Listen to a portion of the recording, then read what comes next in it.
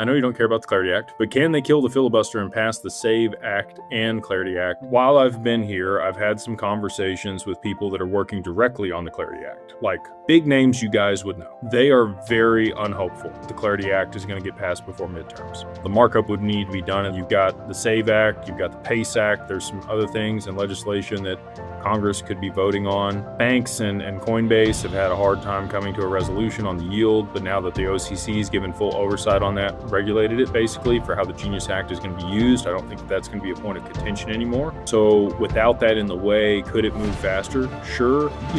DeFi is difficult to regulate, and there's a strong difference of opinion between Republicans and Democrats on what that should look like and how much oversight or freedom there should be in DeFi and how that's going to look in an institutional setting. I would love to say yes. Again, I was on Capitol Hill advocating for the Genius Act and the Clarity Act when the Genius Act was passed last year in the middle of the summer. And at that time, I told all you guys, I talked to congressmen and women, they said it's not going to pass until 2026. Here we are, and I'm telling you right now, based on the conversations I'm having, I don't think we're going to get it. And if we do, maybe it's like they rush it through somehow because they have to have it. But with the OCC regulating stablecoins, I don't see a reason that they would have to pass it very quickly.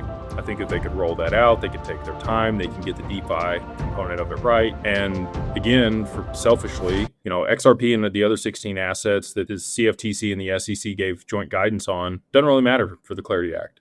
And those are the primary assets that the majority of our clients are invested in and where we think the market's going. I think there's going to be a huge consolidation. Like there's not going to be 50,000 cryptos. There's going to be like less than 100 of these things. So all that being said, I am not hopeful that we're going to see the Clarity Act passed this year, at least before midterms, maybe after midterms.